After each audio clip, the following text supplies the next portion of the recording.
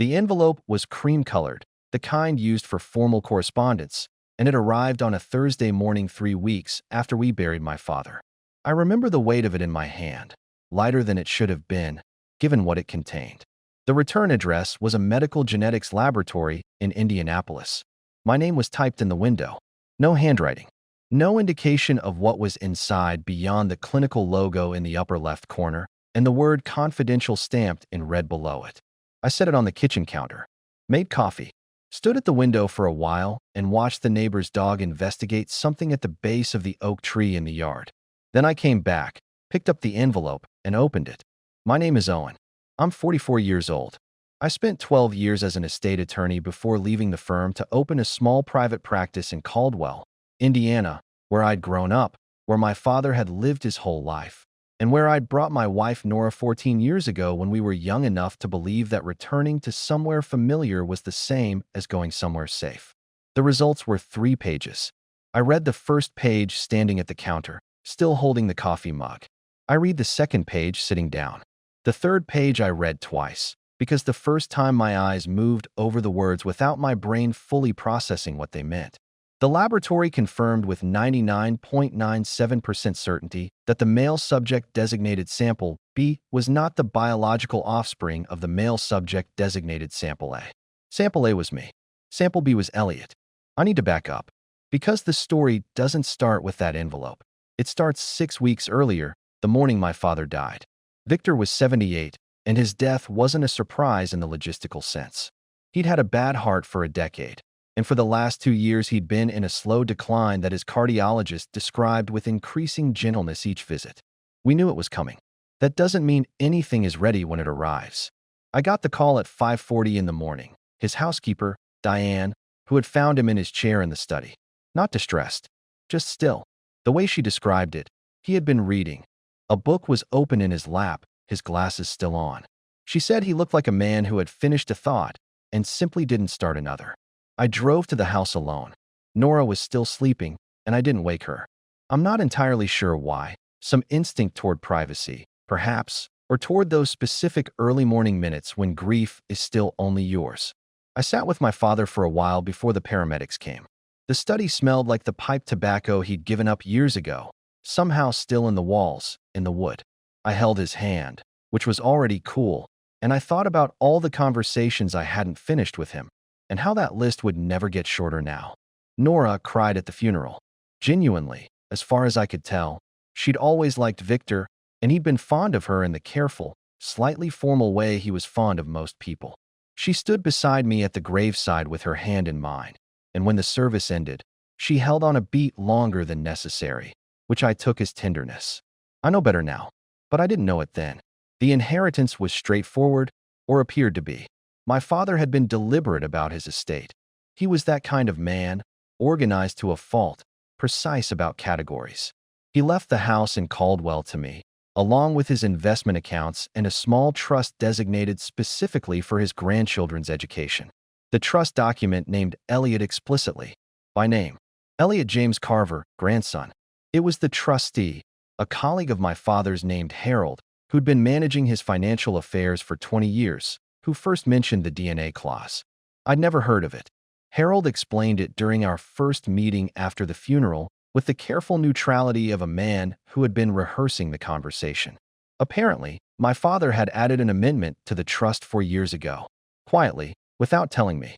The amendment stipulated that the educational trust would transfer to Elliot only upon verification of biological lineage, specifically, that Elliot was the biological grandson of Victor. He never mentioned this to you? Harold asked. No, I said. Harold nodded slowly. He had the look of a man who was not surprised by my answer. He asked me to send the DNA collection kit to Elliot's pediatrician last month, Harold said, before Victor's condition worsened significantly. The results were to be sent directly to you, as executor, upon Victor's death. I thought about the cream-colored envelope, still sitting, at that moment, unopened on my kitchen counter. He knew something, I said. It wasn't a question. Harold looked at his desk. I'm not in a position to speculate, but the way he said it told me everything. I drove home from Harold's office in a particular state that I can only describe as suspended. The feeling of knowing that something has already happened, that the world has already shifted beneath you, but that your body hasn't received the full report yet. I went into the kitchen. I picked up the envelope. I opened it. And then I sat down on the floor with my back against the cabinet, which is not something I have done since I was a child, and I read the third page again. 99.97% certainty. The coffee had gone cold. I noticed this because I picked up the mug and drank from it anyway, and the coldness was the most concrete sensation available to me at that moment. Elliot was 11. He was in school right now, probably in math, probably bored in the particular restless way he was always bored in math. He had Nora's dark eyes and my father's jawline, or what I had always believed was my father's jawline. And he had a gap between his front teeth that he'd inherited from someone, and I had spent 11 years assuming I knew from whom. I sat on the kitchen floor until I heard the front door open at 3:15, and then I got up, folded the pages back into the envelope, put the envelope in the inside pocket of my jacket, and went to say hello to my son. The days after opening that envelope had a peculiar texture, outwardly identical to the days before, inwardly unrecognizable. I went to the office. I reviewed client documents. I had lunch with a colleague named Pete who complained about a zoning dispute for 40 minutes, and I nodded at the appropriate intervals. I came home. I helped Elliot with his homework. I ate dinner across from Nora, who talked about a house she was showing in the Westbrook development, and I watched her face while she talked and tried to locate the person I thought I knew inside the person I was looking at. I couldn't decide if she seemed different or if I was simply seeing her differently. That's the thing about a revelation of that magnitude. It doesn't change the past, it reinterprets it. Every memory I had of Nora became a document I needed to re-examine under different light. I didn't say anything to her. Not yet. I needed to understand what I was dealing with before I was ready to name it out loud. Something had closed off inside me the moment I read those results. Not dramatically, not with any grand interior announcement, but in the quiet way of a door that swings shut and latches. I didn't know yet if that was self-protection or something more permanent. What I knew was that the version of my marriage I had been living in had been retroactively altered, and I needed time to calculate the full extent of the structural damage before deciding what, if anything, could still hold weight. Elliot, oblivious to all of it, was going through a phase of intense interest in family history. It had started as a school project, a genealogy assignment his teacher had given the 5th grade in the fall. He'd come home with a worksheet full of blank boxes and asked me to help him fill them in. We'd spent 2 evenings on it together at the kitchen table, looking up records, pulling old photographs from the box in the closet, telling stories about people he'd never met. He'd been particularly interested in my father. Was Grandpa Victor always serious? He asked, examining a photograph of Victor at roughly 30, lean, suited, standing in front of what would become his hardware store. He was precise, I said. Serious is the wrong word. He liked things to be accurate. Elliot considered this. I think I'm like that. I had looked at him then. Really looked, the way you look at someone when you're trying to find something specific, and thought, yes, you are. And I had meant it as a kind of inheritance, a transmission of character across generations. That memory had a different quality now. Looking back, the genealogy project felt like something I should have noticed more carefully at the time. Not because Elliot said anything revealing. He didn't. But because of the way Nora reacted to it. She'd been enthusiastic about the assignment in the beginning, helping gather photographs, telling stories. But when Elliot started asking about physical resemblances, who he looked like, where certain features came from, she'd redirected the conversation with a fluency that I now recognized as practiced. That detail seemed minor then. I filed it as maternal efficiency. It was something else entirely. I called my Aunt Ruth 2 days after opening the envelope. Ruth was my father's younger sister, 71, sharp, living in a retirement community outside Fort Wayne that she described as a resort and everyone else described as a very nice nursing facility. She and my father had spoken regularly. She was the kind of woman who noticed things and kept them filed away in the specific manner of people who grew up in households where information was currency. I didn't tell her about the DNA results. I told her I was going through my father's papers and had found some things that confused me, and that I was wondering if she knew anything about his state of mind in recent years. There was a pause. What kind of things? She asked. He added a clause to Elliot's trust. A paternity verification clause. Another pause, longer. I heard her set something down. A cup, from the sound of it. He never told you about that. she said. It wasn't a question either. No. Did he tell you? He mentioned it. About 4 years ago. She chose her words carefully, the way Victor himself had always chosen words. He said he'd seen something that bothered him. He didn't say what. You know how he was. He didn't speculate. He just acted. What did he see, Ruth? I don't know, Owen. Genuinely. He told me there was something he needed to verify before he could be at peace with the trust. And then he arranged to verify it. And whatever the result was, he didn't share it with me. He knew, I said. He knew what the result would be before he ordered the test. That was my impression too, Ruth said quietly.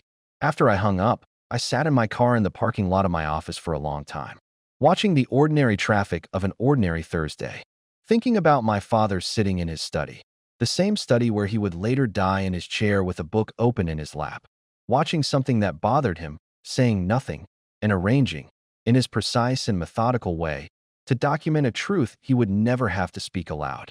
He'd handled it exactly as he handled everything, quietly, with careful evidence.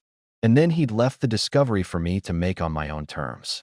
I didn't know whether to be grateful for that or undone by it. The red herring arrived in the form of a name I hadn't heard in years. I'd started, in the evenings after Elliot was in bed, to do what lawyers do when they need to construct a timeline. I went backward. I opened my memory like a case file and began looking for inconsistencies, moments that didn't quite align with the narrative I'd been living in. I found them. The year before Elliot was born, Nora and I had gone through a difficult stretch. Nothing dramatic. We were both working long hours. Communication had become functional rather than intimate. And there had been a period of perhaps 3 or 4 months where we occupied the same house the way 2 travelers share a waiting room. I'd registered it as stress, as a phase, as the kind of temporary compression that happens to couples in their early 30s juggling ambition and mortgages and the growing weight of ordinary life. During that period, Nora had mentioned a colleague. His name was Miles. He sold commercial real estate, operated out of the same agency, occasionally worked the same territory. She'd mentioned him in the neutral, informational way you mention professional contacts. Miles handled the Denon property. Miles had a client interested in the Westbrook lots. Nothing that registered as significant. Then she'd gotten pregnant, and Miles had stopped being mentioned, and I'd filed him under the general category of people who were part of a difficult period that passed. I still thought this was the answer. I spent 2 weeks building a case around Miles. I found his professional profile online. I drove past his office once, which I'm not proud of. I cross-referenced dates. I looked at photographs of him on the agency website, tall, dark-haired, angular features, and I looked at Elliot and tried to locate resemblance. I couldn't. And more than that, when I eventually, carefully, mentioned Miles's name to Nora one evening, framed as whatever happened to that colleague of yours, Miles, the commercial guy, her reaction was completely uncalculated, mildly curious, slightly puzzled. The kind of reaction you have when someone references a name from a forgettable chapter of your professional history. He left the agency, I think, maybe 5 years ago. What? Her face was clear. Her posture was open. Either she was extraordinarily skilled at deception, or Miles was not the answer. I had spent 2 weeks looking in the wrong direction. Looking back now, I think I built the Miles theory because I needed somewhere specific to put the anger. A named target is easier to manage than an open question. What I noticed instead, once I stopped watching for Miles, was subtler and more disturbing. Nora's phone habits had changed. Not recently, historically. I realized, going through memories, that she had always been slightly protective of her phone. Not dramatically, not in a way that would have flagged concern on its own, but she routinely cleared her message threads. She faced the screen down on surfaces when she wasn't using it. When her phone rang in the evenings and she glanced at it before answering, there was occasionally a half-second of something, a micro-calculation, before she picked up or let it go. I'd seen all of this, and interpreted none of it. I understood something then that genuinely unsettled me, not about Nora, but about myself. I had been so invested in the architecture of our life together that I had unconsciously curated what I allowed myself to see. Not because I was stupid, because I was afraid.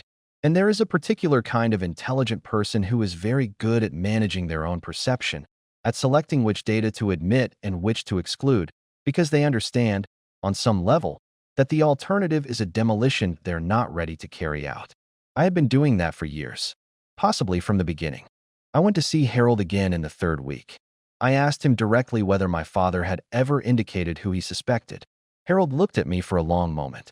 His office had dark wood paneling and smelled faintly of old paper. The specific atmosphere of someone who had been managing other people's private business for decades and had learned to carry it without expression. "Your father gave me one instruction beyond the amendment itself," Harold said. He said, "If Owen asks you directly, tell him to look closer to home than he thinks." Closer to home. I drove back through Caldwell slowly, taking the long way, past the hardware store that still bore my father's name above the door even though I'd sold it 2 years after he retired. Past the church where Nora and I had been married. Past Elliot's school, where children were filing out onto the afternoon sidewalk in the particular chaotic stream of 315. Closer to home. The phrase had the quality of a key being turned. I pulled Elliot's birth records that weekend. Not because they would tell me anything about paternity, they wouldn't, but because I needed to reconstruct the precise timeline of when Nora had become pregnant. I needed dates. I needed the professional clarity of a case file rather than the soft blur of a husband's recollection. Elliot was born in April, which put conception in July or August, 12 years ago. I traced back through my calendar from that year. I had kept digital calendars since my first year at the firm, compulsive about scheduling, and I found what I was looking for in 6 minutes. July of that year, I had been in Chicago for 3 weeks. A complicated estate litigation involving a client whose family had contested a will across 3 states. I'd flown out on a Sunday, come back on weekends twice, and been home permanently by the end of the month. Nora had stayed in Caldwell. She'd been in the middle of a significant listing, a commercial property she'd been working for months, and couldn't leave. 3 weeks. In July, I sat with that for a long time. Not because 3 weeks away proved anything. It didn't. But it created a window. A specific, documented, verifiable window during which Nora had been alone in Caldwell, and during which, according to every calculation I could make, Elliot had been conceived. Even then, a part of me was hoping I was wrong. Looking back, I think I was building the case slowly on purpose, giving myself time to adjust to the verdict before it was formally delivered. I didn't hire an investigator. That felt like a line I wasn't ready to cross, not for moral reasons, but for practical ones. Whatever I found needed to be something I could live with having found. And there was something about outsourcing the discovery that felt like a surrender of agency I wasn't prepared to make. Instead, I did what I'd always done. I looked at the documents. Nora's old work files were kept in cloud storage. She'd always been organized about that, a professional habit I'd always respected. I had the account credentials because she'd given them to me years ago for a tax filing and never changed them. I want to be careful here about what I say I found, because the truth is I didn't find what I expected to find. I found no evidence of Miles. No evidence of any colleague or professional contact that appeared in inappropriate frequency or unusual context. What I found instead, buried in a folder of old client correspondence from 12 years ago, was a name I hadn't anticipated at all. Thomas. Not in the client files. In a subfolder labeled Personal, Archive, which I opened on the particular logic that you don't label something personal in a professional storage system unless it contains something you've specifically decided to keep. There were 11 emails, dated across 5 months, from May through September of that year, with the bulk of them concentrated in July. I read them carefully, twice, with the specific detachment of a lawyer reading evidence that hasn't yet been designated as relevant. They were not explicit, but they were not innocent. Thomas, no surname in the emails, referred to only by first name, wrote with the ease of someone continuing a conversation that had been going on in other forms. He referenced specific evenings, specific locations in Caldwell I recognized. He asked how she was feeling in the way that implied he'd been asking for a while and expected to keep asking. The last email, dated the first week of September, was the shortest. "I understand. I do. Take care of yourself. I won't reach out again unless you ask me to." And he hadn't. As far as I could tell, I knew only one Thomas who had been close to our life in Caldwell during that period. Thomas had been a neighbor. He and his wife, Carol, had lived 3 houses down when Nora and I first moved back to town. We'd had dinner with them twice, maybe 3 times. They'd moved to Louisville 4 or 5 years ago for Carol's work. Their departure registered as the ordinary geography of adult friendships, people flowing in and out of proximity without particular drama. Thomas, 3 houses down, present in our orbit in precisely the summer those emails were written. I sat in my office with that knowledge for 2 days without doing anything with it. Because here is where the thing becomes complicated, where it stops being a case file and becomes something else. I had proof of correspondence. I had a timeline. I had DNA results that established, with clinical certainty, that Elliot was not biologically mine. But I had no proof that Thomas was the specific answer, and I understood, with the precision of someone who has spent his career in rooms where evidence is weighed, that what I had was a theory with strong circumstantial support and one crucial missing element. And underneath the legal clarity was something else entirely. I had an 11-year-old son who had no idea any of this existed. I waited until Elliot was at his friend Connor's house on a Saturday afternoon in November. I'd planned the conversation the way I'd have prepared for a deposition. Not to win, not to destroy, but to establish the record. To know exactly what had happened, from her own account, before deciding what to do with the knowledge. Nora was in the kitchen when I came in. She was making tea, her back to me, the kettle just starting to build toward its whistle. She was wearing a gray sweater and her hair was up the way she wore it on weekends, and I stood in the doorway for a moment looking at her and thought, she has no idea this is coming. Then I placed the DNA results on the counter beside her. She turned, looked at the pages. Her face did something I hadn't fully predicted. It didn't go blank, didn't perform shock. It went very still, with the specific stillness of someone who has been waiting for a particular thing to arrive and is now watching it come through the door. That stillness told me more than anything she said afterward. "How long have you had this?" she asked. 6 weeks. She nodded slowly. Set the tea down. Didn't pick up the pages. "Your father," she said. Not a question. He arranged it before he died. He knew. She pressed her lips together. I watched something move across her face. Not guilt, exactly. More like the complicated expression of someone who has been carrying a weight for a very long time and understands that the carrying is ending, but doesn't yet know what comes next. "Nora." I kept my voice level. "I need you to tell me." A long silence. The kettle finished its build and clicked off. "His name was Thomas," she said. "I know." She looked at me then. Really looked. The first fully unguarded look she'd given me in weeks of careful observation. "How?" "Your email archive. The personal folder." She closed her eyes briefly. "That was 12 years ago. I know when it was. It ended. Before I even knew I was pregnant. I ended it." She opened her eyes. "I made a choice, Owen. I chose this. I chose you. I have been choosing this every day for 11 years. By not telling me. By not destroying what we had over something that was over." I looked at her for a long moment. She looked back.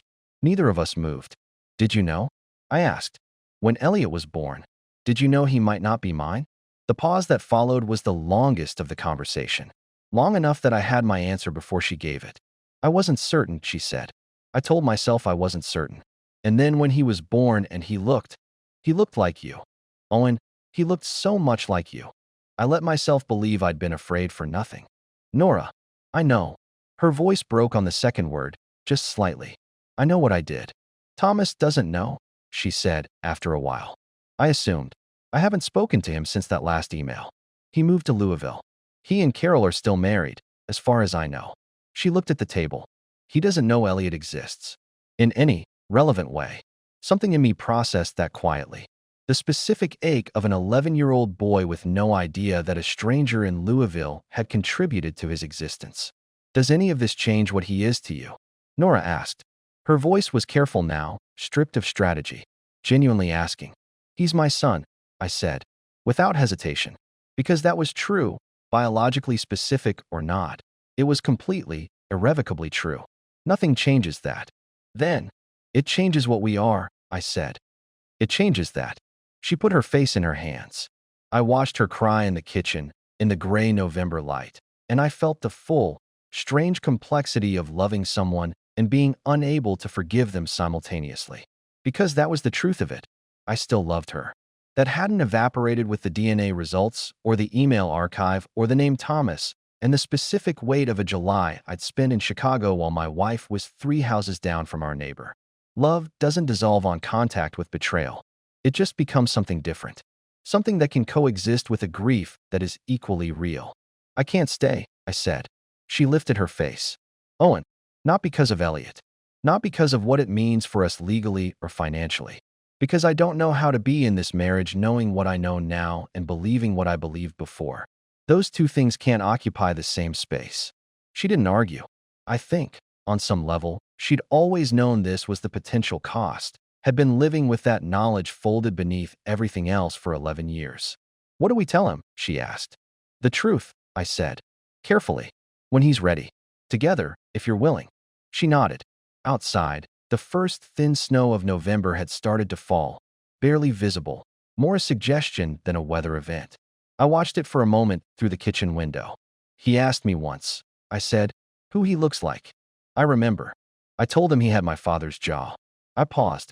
Looking back, I think I needed to believe that. She didn't say anything.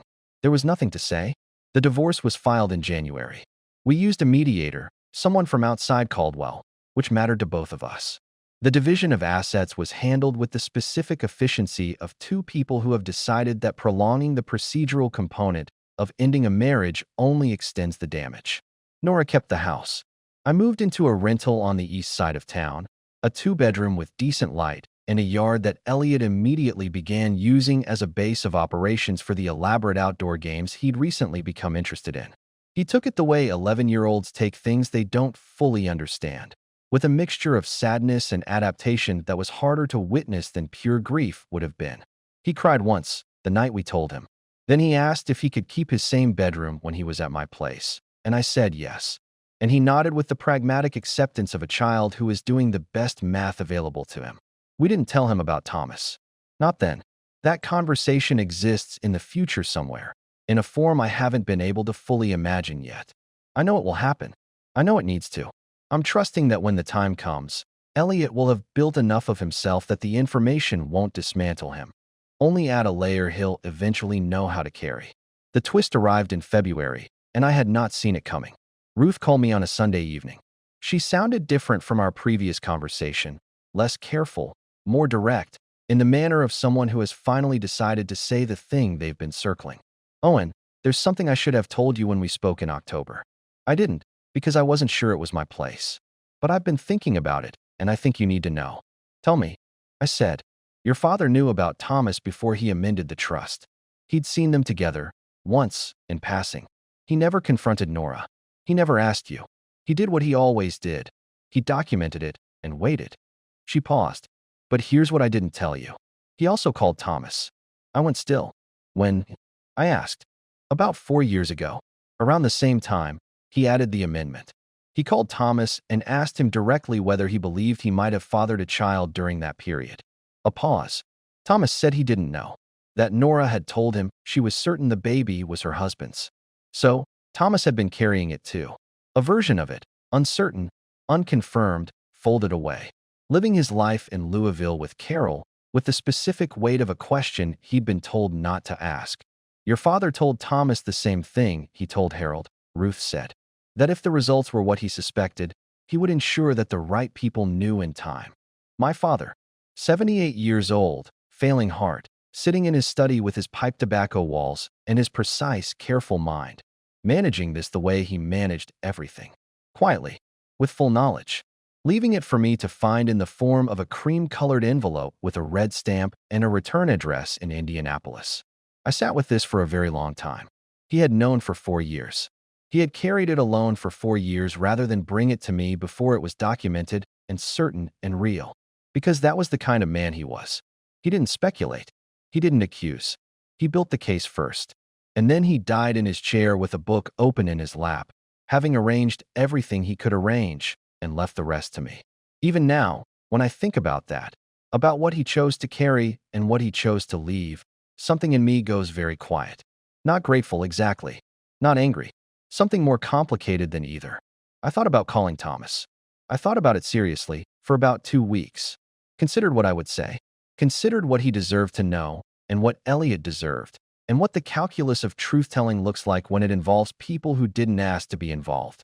I decided, in the end, not to call him. Not yet. Possibly not ever.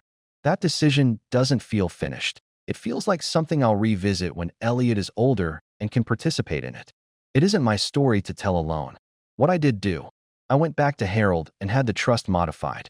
The educational fund transferred cleanly into a new account designated for Elliot's future, without condition, without the DNA clause that my father had put in place as a kind of delayed detonator. The money was Elliot's. Whatever the biological specifics, that wasn't something a child should carry. Harold signed the paperwork without comment. He was good at that.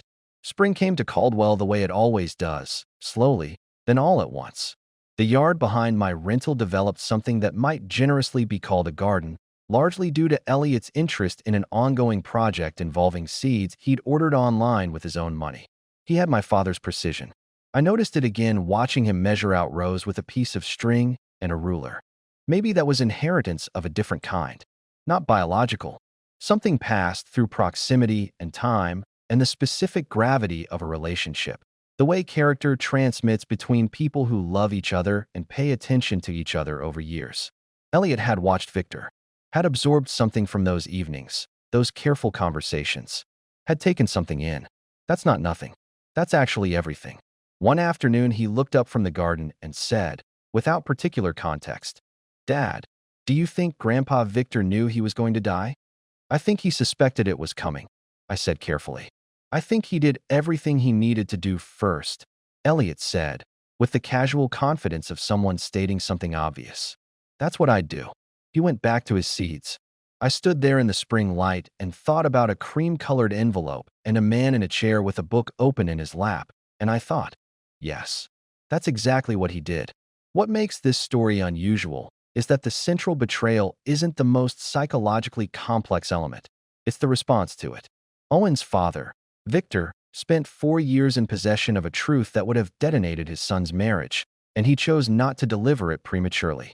That choice, to document, to wait, to arrange rather than confront, says something profound about the difference between knowledge and wisdom. Victor knew what he knew. He understood that delivering it without structure would be its own kind of damage. So, he built a container for it, the DNA clause, the envelope, the instruction to Harold. He handed Owen not just a revelation, but the architecture within which to process it. What the story ultimately reveals about trust is this: trust doesn't fail in a single moment. It fails in the accumulation of small decisions to withhold. Nora's decision to not tell Owen, Owen's unconscious decision to not look, Thomas's decision to accept Nora's assurance and move on. Everyone in this story made a private calculation about what the other person could handle, and in doing so, built a structure of mutual concealment that held for over a decade before it came apart in a kitchen in November. The most quietly devastating element is Nora's logic. She chose Owen. She ended it before she knew she was pregnant. She convinced herself the uncertainty was resolved. That's not villainous thinking. It's the thinking of someone who wanted to survive a mistake without having to fully inhabit its consequences. And it worked, until a 78-year-old man with a failing heart decided that truth, however late, was still owed. Elliot, in the end, is the character who carries the most unresolved weight, and the one who demonstrates, with complete unconscious authority, that inheritance is not always biological. What I keep coming back to in this story is Victor. Not Nora's betrayal, not Owen's grief. Victor, a man who saw something, said nothing to his son, and spent 4 years quietly building a way for the truth to arrive cleanly rather than explosively. There's something almost unbearably tender about that, and something that asks a hard question. When we protect the people we love from difficult truths, are we protecting them? Or are we protecting ourselves from the cost of the conversation? I think most of us have been on both sides of that. We've accepted a version of a story because it was the one we needed, and we've watched someone we love accept a version we knew was incomplete and said nothing because the timing never seemed right. The timing is never right. That's the thing. You just eventually have to open the envelope.